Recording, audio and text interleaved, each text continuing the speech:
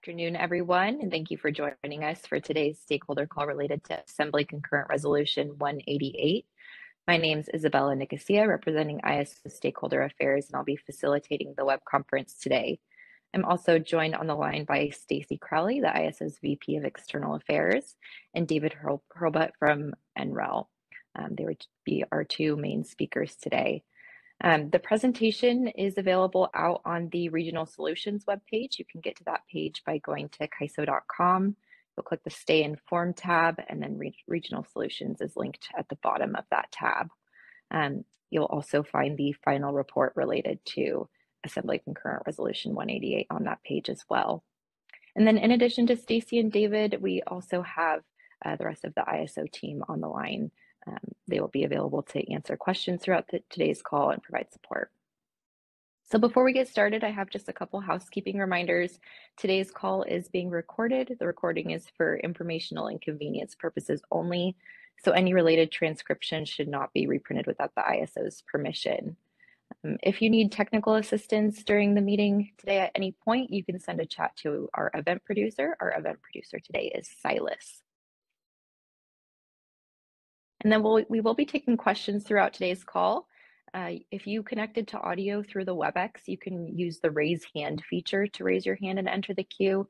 That's located just above the chat window to the right of your screen. If you connected to audio separately and not using WebEx audio, you'll need to press #2 and that will enter you into the phone queue. And then you can also send your question through the chat to all panelists. We'll be monitoring that as well. And just a reminder to everyone to please state your name and organization when asking your questions so everyone on the phone knows who's speaking. So the agenda for today, I'm going to hand it over to Stacy here in just a minute, and she'll give us the recap of ACR 188 requirements, and then we'll dive into the sections of the ACR 188 report and have some discussion on that. So we'll have lots of time for questions. And then we will wrap up today just with some contact information and webpage information. So with that, I will hand it over to Stacy Crowley.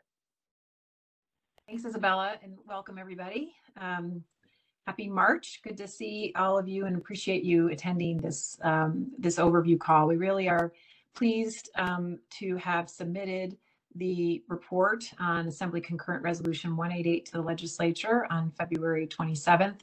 And of course, posted that information on our website. It was a really concerted and fairly quick effort, and thanks so much to the California balancing authorities who partnered with us, as well as NREL. The California balancing authorities have been a part of this throughout since the beginning, and they're listed here on this slide.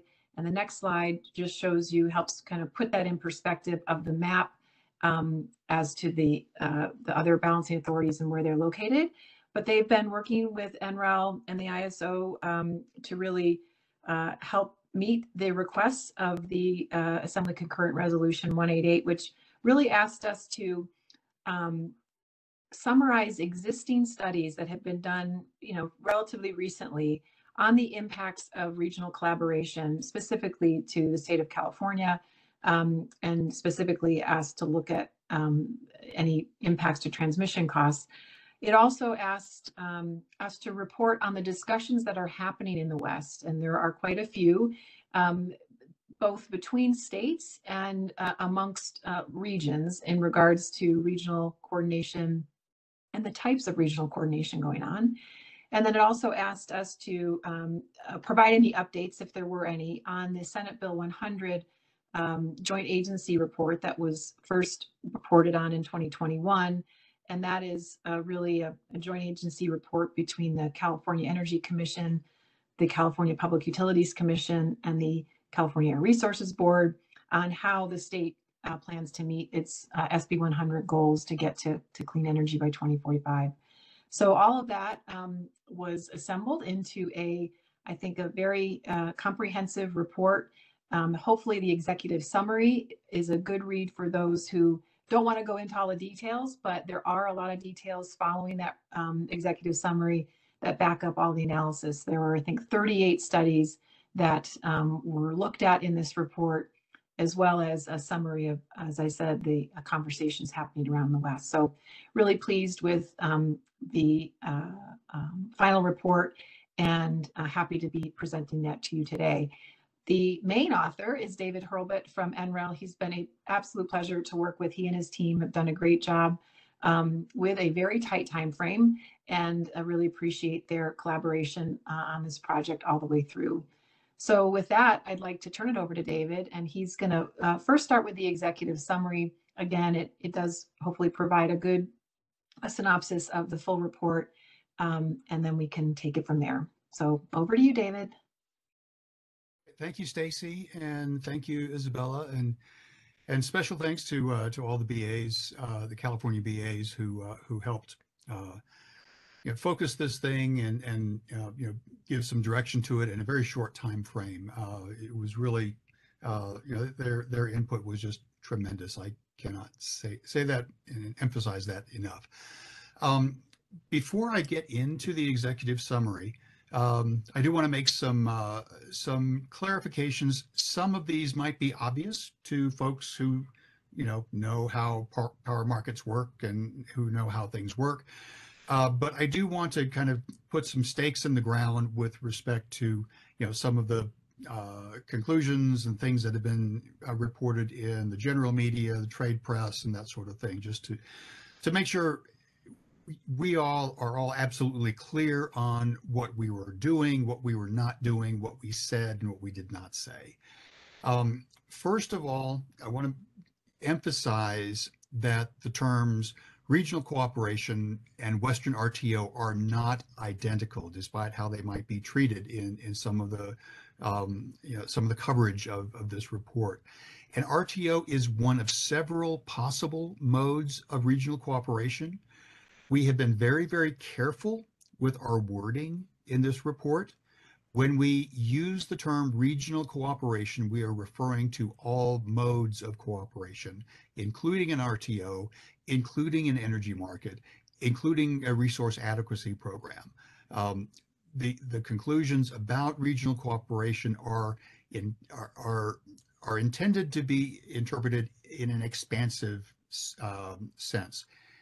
If we mean RTO, we say RTO. So we try to be very clear and very careful about the use of terminology. So I just want to make that clarification. The second clarification is something we state in the report, but I wanted to sort of elevate it here. There is no endorsement by NREL with respect to whether CAISO should be expanded to be a regional RTO. We don't endorse any mode of regional cooperation. That wasn't our job. We were not asked to provide recommendations. We were asked to summarize the literature and the state of knowledge with respect to all types of regional cooperation that would be applicable to the West. So as a result, we do not make any endorsement or any recommendation as to what form of regional cooperation should occur.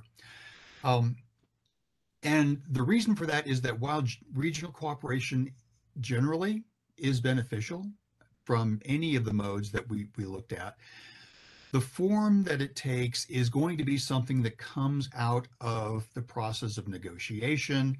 It's going to reflect a consensus among parties that are affected, and each of those parties will be determining their position based on their assessments of the benefits and the risks with respect to their constituencies, their customers, and that consensus could and most likely will evolve over time. So there's no one single slice of decision that is involved in expanding regional cooperation. Next slide, please. And then also, I want to emphasize that there is no endorsement by NREL of any position that the state of California might take in discussions, in future discussions with other states, that the ISO might take in discussion with other BAs. Our job here was to provide a knowledge base not to provide recommendations. So we've tried to do that as carefully and as methodically as we could. So that means that whatever the state decides to do with it, whatever any state agency might decide to do with it, that is what they do. And, we're out of the picture. Our job was to provide the knowledge base. We did receive a number of comments that that recommended that we focus on the impacts on California. We discussed this particular point in depth, not only with the NREL team, but with the BAs and with the ISO. And while we understand the desire to focus on on benefits to California, we decided to take another track for a couple of reasons. First of all, it's not just issues that might advance California's energy and environmental goals. What the legislature asked for was a review of information on regional cooperation that would affect the state's energy and environmental goals. And in our minds, regional cooperation requires some understanding of what is at stake for the other parties that might be at the table. What assessments of benefits and risks are they going to be bringing? And the more the legislature understands these perspectives, the better they will be able to make decisions with respect to identifying what strategies would advance the state's energy and environmental goals. And then secondly, we felt that ignoring the benefits and the risks for non-California entities would result in an incomplete analysis of the literature. And we did not want to do that. We felt that that would be inconsistent with what the legislature had asked. So while we heard those comments, we did make the decision to take another path, and this is why. So next slide, please. Now, what I'd like to do is right now just focus on the executive summary. I'm making the assumption that most of you all are familiar with the report already, so there's no need to go into detail of each of the sections of the report. You can use this presentation, which is available on the ISO website, as kind of a Cliff's Notes version of the full report, for your convenience. But for today, in the interest of time and efficiency, I just want to go over the executive summary, and then we'll move to discussion and comments. So as we pulled together the 38 reports and studies, it formed a remarkably consistent narrative with respect to regional coordination. The measurable benefits that the literature addressed included production cost savings, capacity savings, emission reduction savings, all related to, and part of this was improved efficiency in renewable energy integration. So this sort of entered into all three of these benefit areas. The qualitative benefits emerging from the literature included greater transparency, for example, better transparency of pricing, not only with an RTO, but with a regional energy market, increased stakeholder participation, and more efficient use of the transmission system, which I'll speak a little bit more about later. The literature indicated that regional cooperation can enhance reliability, day-to-day operational reliability, as well as resilience and the ability of the grid to withstand and recover from extreme events that we've seen in the West over the recent years. A geographically larger footprint, and this is key, a geographically larger operational footprint tends to yield greater resource and load diversity. This increased diversity is what enables the measurable benefits of production cost savings, capacity savings, and emission reductions. With respect to the types of cooperation, RTOs tended to yield the largest cost savings and the greatest grid flexibility than other modes of cooperation that were focused on particular aspects of operating the grid. But as anyone who's looked at the OATT for CAISO knows, that also expands the types of issues that have to be addressed in the OATT. Transmission cost allocation, for example, governance issues, that was an issue that came up in much of the literature that we reviewed.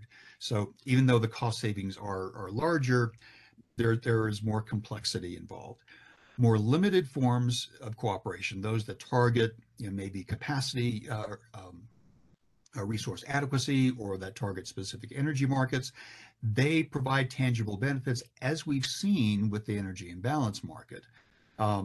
Although the modeling, the simulations suggest that these benefits are not going to be as large as they would be with a more comprehensive framework like TO. Next slide, please.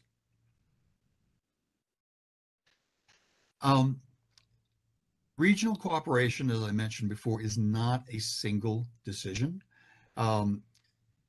Putting the time frame of studies that we looked at actually went back 10 years. So we were interested in how earlier studies of energy imbalance markets before the creation of the EIM, how those lined up with the actual experience of the EIM as it has transpired.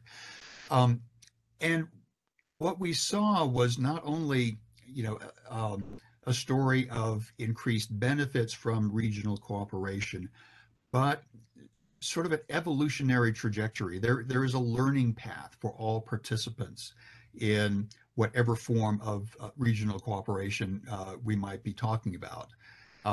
And as more participants, more BAs, more utilities, more states become more familiar with the track record, and there are tangible benefits from these actions and these modes of cooperation, the participation tends to expand, confidence tends to, the comfort levels tend to increase, and that opens the possibility for new modes of cooperation, such as what we're seeing with the extended day ahead market. So regional cooperation is an evolutionary process. It's not a single decision. This is something that came out fairly clearly, putting that whole body of literature together. Next slide, please. So the three main approaches, the new approaches to regional cooperation that the literature addressed was, of course, RTO expansion. And we should emphasize right here that this is not just expansion of the California ISO, but we also took note of studies on the other side of WEC, on the eastern side of the Western Interconnect, that are looking at where utilities are investigating greater cooperation under the aegis of the Southwest Power Pool. And as you know, there is also some discussion to form a new RTO, but most of the literature focuses on some expanded footprint for either of these RTOs. And it is worth emphasizing right here that RTO participation, that RTOs don't require participation by all BAs, just as the California ISO doesn't have participation by all of the California BAs. This is an entity by entity, BA by BA, utility by utility decision based on each entity's assessment of their costs and benefits. This is important to recognize because some of the most quoted and the studies that are most relied on involve capacity expansion, production cost modeling that makes the simplifying assumption that all BAs are participating in an RTO, or that all BAs are participating in a day-ahead energy market, which, if you're trying to model and simulate what the benefits might look like, from a modeling perspective, you have to do that because you have no objective reason to exclude some BAs or some utilities from the analysis. So it makes for a more coherent analysis to assume universal participation, even though we know that is not a requirement. That's not how things work in the real world. So we can think of the results from these simulations as kind of an upper bound of what the benefits might be. So, and we very carefully tried to explain and describe the benefits of those modeling results in those terms. Not that that having an RTO configured this way would definitely give you benefits of, X billion dollars. This was kind of an upper bound of the benefits that could be realized based on the number of BAs and the number of utilities that elected to participate in that expansion. So we tried very carefully to explain that. The other two modes of cooperation that were discussed in the literature were energy markets, either centrally dispatched day ahead or real-time markets, with real-time energy markets being the ones that have established a track record over the past few years. And then we also looked at a regional resource adequacy and planning reserve sharing program, the Western Resource Adequacy Program that was recently approved by FERC, and that is in the process of stood up. Next slide, please. So the types of benefits that that came out of the simulations and the modeling included more efficient renewable energy integration, and that efficiency arose primarily from less curtailment due to transmission congestion, as well as the ability to sort of fine-tune energy imbalances and the procurement of resources to address energy imbalances in a more granular way that was better at reaching and maximizing the value of resources for energy balancing. Transmission expansion also enables more low-cost renewable energy development because it's easier to access areas with higher productivity, higher capacity factors, higher wind speeds, higher solar exposure, and to do so in a concentrated way. There's also the ability to move excess wind and solar power, as we've seen in California quite frequently. There are times in the middle of the day when there is an excess of solar. Rather than curtailing it, if you have strategic transmission development, you can move that excess into other parts of the grid outside of California, so that you don't waste that energy that's being generated. There's more operational flexibility to balance the variations in wind and solar output, because the imbalances that are site specific have a tendency to sort of balance each other out, so that the net imbalance is smaller and easier to manage than what you would have if you were managing individual regions on their own. And then finally, transmission provides increased or improved grid resilience, the ability to move power into an area that has been impacted by, say, an ice storm or a wildfire or some other extraordinary event. The ability to move power increases the resilience of the grid.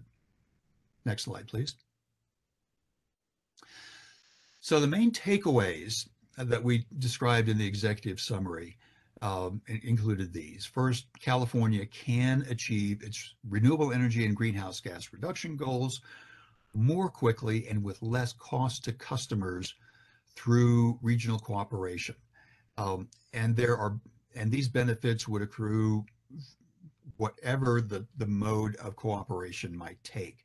The literature also suggests that regional cooperation would help California and other states realize cost savings and their common energy policy goals.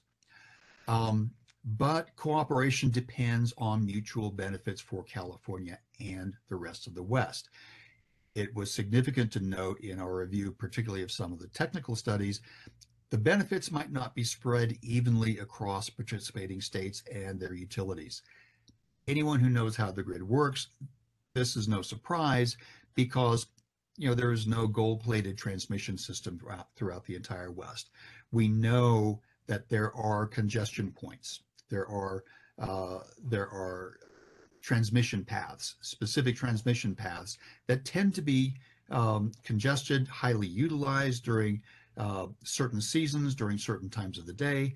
And the pattern of this transmission congestion changes the configuration of LMPs that would come out of a regional energy market, and changes in LMPs will change, the local impact to each region. So it's not surprising that these benefits would not be spread evenly. This is something that would enter into negotiations and the considerations of benefits and risk by each participating party.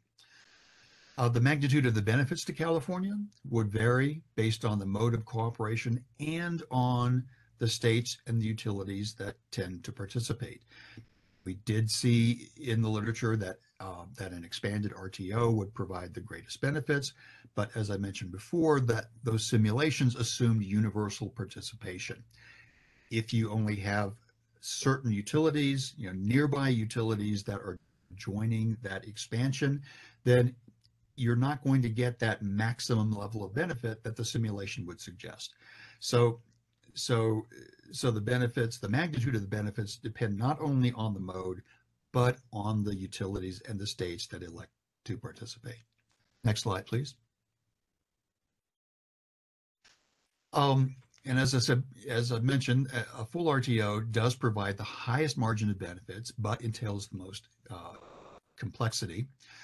The drivers that would be in play for California, the literature suggests a continued need for commercial procurements from the rest of the West happening today.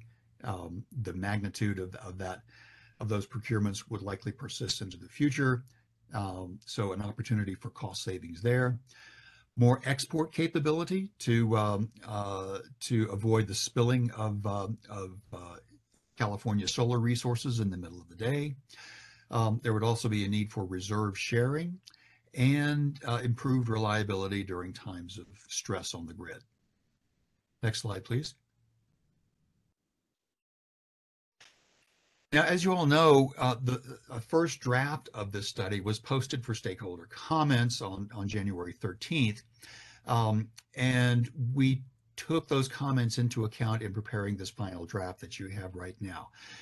And I do want to kind of emphasize a couple of things from those stakeholder comments to kind of put the final product in some stakeholder perspective. First of all, our charge was to prepare an objective review of the existing literature, and that sort of put a bound around what we were doing. And we did not feel it was consistent with our directives to elevate or reject any mode of regional cooperation. We wanted to put them all out on the table, side by side, and describe them as accurately as they could. There were a number of topics raised in stakeholder comments that pertained to new areas where research was actually rather limited. And I do want to emphasize something that Stacy mentioned in her comments at the beginning. We were very time constrained. Not only was the scope as directed by the legislature, not only was it very focused on a review of the existing literature, there just wasn't time to do new research. And certainly new research is not only is it needed, but is currently underway. One of the probably one of the under-researched areas would be the impact of regional cooperation on regional and interregional transmission planning, a project that I'm involved in right now with the Department of Energy. And we are coming up with some very good insights with that study, but that study is at least a year away from being finalized. So even though that study was underway, there was nothing there we could draw on for the purposes of this report because that analysis was still in the early phases. But if you look at other issues such as resilience, energy justice, cybersecurity risks, new metrics for resource adequacy, all of which were mentioned in comments from you all in stakeholder comments.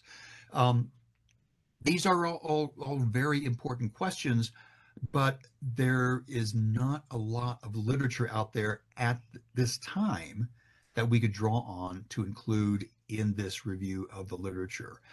Certainly is coming, but conducting new research in this area was outside the scope. And I'd actually like to use this as kind of a segue to our, we're going to jump to questions and comments. And as I said, if anyone has would like to go into further detail on any particular section, the report is available. This summary is available. But for now, we want to go to discussions. I'm interested in understanding from the folks on this call, which of these areas are the highest priority for you for new research? Are there areas that are not mentioned here that are particularly important and that should be studied? This report is just kind of a snapshot in time, but the body of knowledge with respect to to regional cooperation is going to continue to evolve, just like markets evolve, just like understanding of means of cooperation will evolve over time. So I would be very interested to know from you all which of these areas, these new areas, are particularly important to what you are facing in your roles as part of the ISO, as well as other markets where you're participating.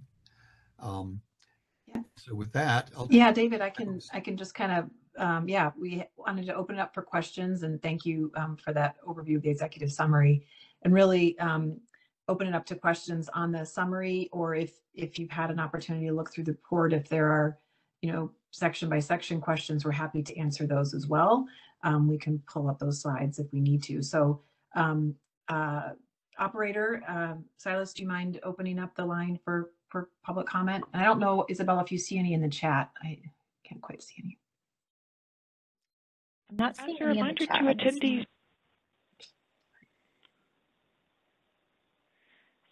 just as a reminder to attendees, you can press the raise hand icon to enter the verbal queue or send a chat question to all panelists if you would like to ask a question today. Yeah, and I'm not seeing any in the chat yet. So Okay. give it a minute. Thanks.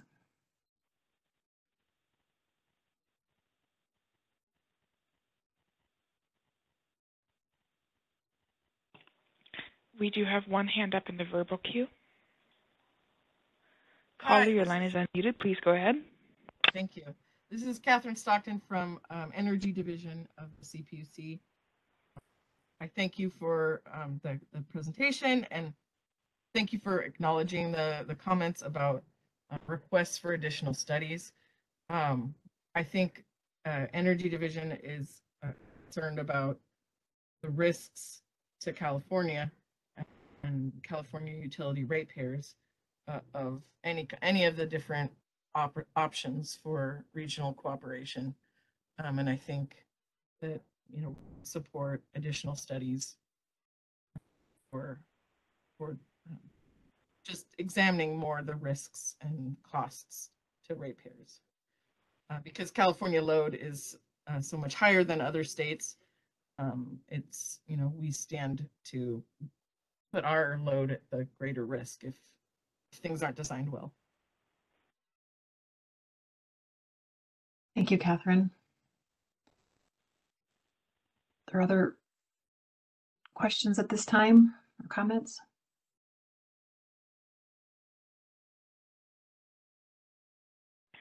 We do have one more question in the queue. Caller, your line is unmuted.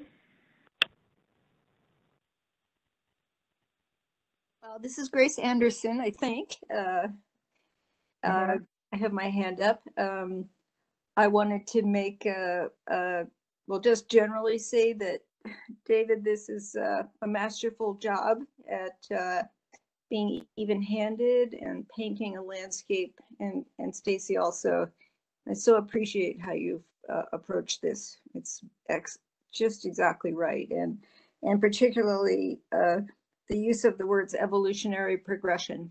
And of course, we've been in that evolution for a long time already, and it is moving in a forward direction. So I wanted to raise a kind of a question or a point. It seemed to me that slide 12 suggested a certain set of options, and that one of them was entering a market operated by an RTO. And I think that, for example, a market someday could be operated by WRAP, although it would not be an RTO. So I'm not sure that the operation of markets is limited to either existing or a new RTO.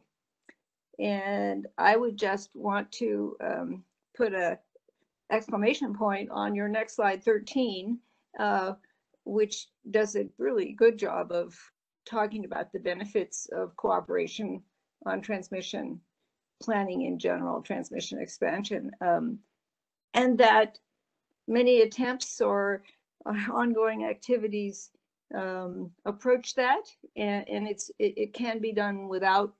We don't want to wait to form an RTO to really pursue transmission in all of its forms, and cooperation certainly on planning and expansion and financing. So we can accomplish a lot before we actually get embroiled in some of those complexities associated with an RTO. Thank you.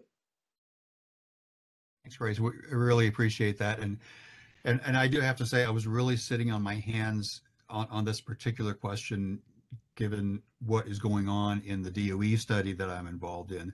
But I do think that California stakeholders will be able to get a lot from that study once we pull it out. But because it's a national study, it is hugely complicated. But one of the reasons it's complicated is that we're kind of tackling issues that have been kind of punted to the side.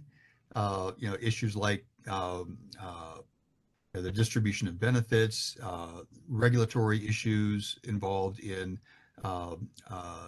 discussions between regions, between planning areas. So hopefully there will be more on that for you all a year from now. And Grace, I also do take your point about, an energy market could come from places other than an RTO. The literature focuses on, sort of what is, in the view screen right now. So that kind of puts it more, towards, the proposals that are out there. If and when there is a proposal for an energy market related to the WRAP, that would be part of the literature as well. But as I said, we're kind of limited to, what does the literature say today? And that was what we had to review and summarize and synthesize in a very short time frame. Thank you. Yeah, and thanks, Grace. Appreciate your comments. I wanted to note that there is a comment in the chat from Sean Neal from Imperial Irrigation District, and he notes that the sort of concerns regarding reliability and some of the extreme weather events haven't really been studied either. And I think that's because we're finding that no weather event is the same as the last one. We do have some information in the WEIM, well, actually the summer assessment that we did, the September report, that highlights some of the success that WEIM had during the extreme events and how it helped a number of the utilities during that stressed condition. But you're right, I just think that it's hard to put assumptions and modeling into these extreme events when they are in fact defined as extreme. Because they're out of the ordinary. But thank you for that comment, Sean. Yeah, and I would say that there's a lot of really good intuition out there about the value of transmission for enhancing resilience. But as Stacy said, each ice storm is different. Each event is going to be different. Mm-hmm. That is one of the things that we're looking at in the National Transmission Planning Study, but kind of, pulling that down into a framework is very, very challenging. One of the things that we're also looking at is, as climate change continues, how is that going to change our expectations about, daily load profiles, the seasonal load profiles? And I think we're already seeing this in many parts of the West. The historical winter peaks and the historical summer peaks, they're very different if you look at what's happening over the past 2 or 3 years as opposed to historically. So we've pulled in some atmospheric modeling to help us figure that out, but that kind of speaks to the complexity that Stacy was talking about. Thanks. I do see another hand up, Silas.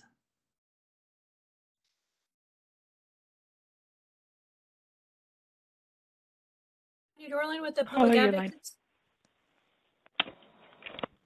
Hi, Connie Dorland with the Public Advocates Office. Can you hear me? Yes, thanks. Kanya. Yes, I want to thank you for this report, which provides a discussion on the different options, not just an RTO, but the incremental steps towards an RTO and the incremental benefits. But something that I felt was missing this is, sort of an analysis of what you lose when you join an RTO, or what are the costs of joining the RTO. And so we already have the EDAM, which is one element of the RTO, but how transmission will be treated in an RTO would be different than California's current treatment of native load on transmission during an emergency. And then there's the issue of transmission cost allocation for new lines. In the last proposal for an RTO, basically proposed that if a state is pushing for, a state is driving the need for transmission, it would be the primary, it would pay for that transmission. And the existing transmission would also continue to be paid for by certain states. So in terms of, equitable or just and reasonable cost allocation for transmission, while there isn't an RTO proposal on the table, there is this concern that what does California gain by sharing its transmission with others if it still pays for its if it ends up that we still pay for our existing and we'd still pay for any new transmission that is driven by our policies. So there, it seems like there isn't a discussion on, the pros and cons of joining an RTO, the challenges of transmission cost allocation, and, what are the possible costs, costs, you have the benefits, but what are the costs? Like losing on wheeling access charge revenue, maybe higher RA costs. I felt like discussion on these items was missing in the paper. And should be shared with the assembly.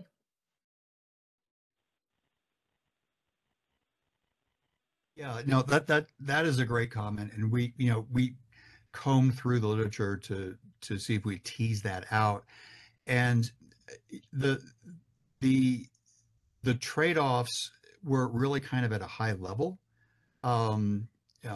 Just looking at what's there in the existing literature. So that was one of the things, and we tried to describe that as best we could. What would states be giving up with respect to what they oversee in, for example, the IRP process.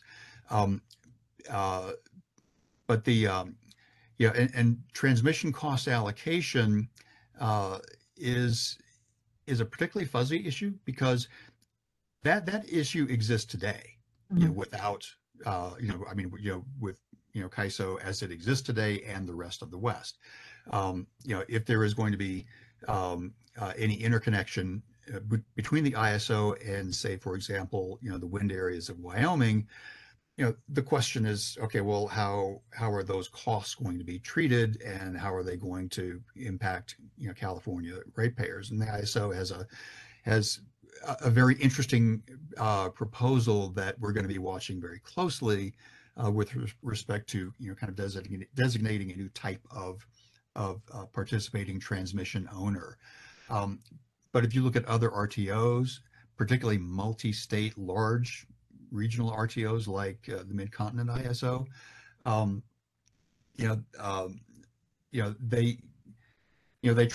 they freeze the legacy transmission costs basically within the existing transmission zones, and then the focus of their cost allocation methodologies are on new transmission, whether they're for reliability, whether it's for market enhancements, whether it's for congestion relief, and each of those have different formulas.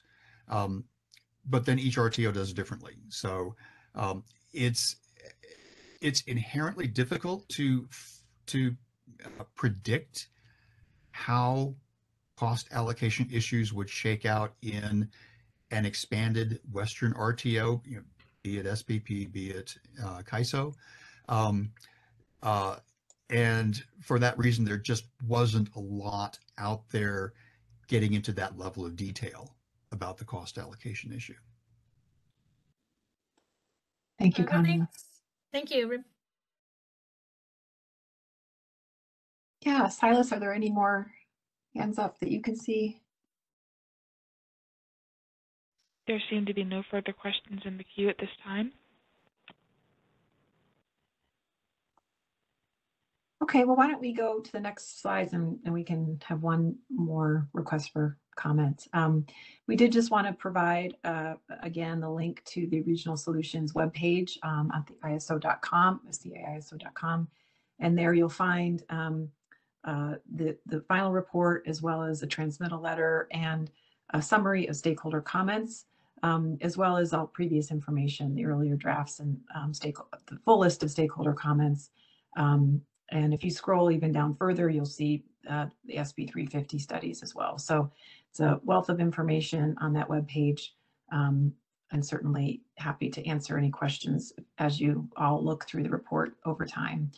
Are there any more slides, Isabella? I don't know if that was it. That's the last slide. That's our last slide. Okay. I would just say, for those who might be asking, we don't know what the Assembly or the legislature in general has in mind to talk about this report. They certainly have acknowledged receipt, and we're so thankful to Assemblyman Chris Holden for supporting this effort, but we don't yet know what type of discussion they might want to have on it. So I can't answer that, but as soon as we know, we can certainly put something on our website if there is a meeting scheduled, but we don't yet know. So just wanted to make sure you folks know we didn't know of any next steps there. So I guess just another opportunity for any last minute questions.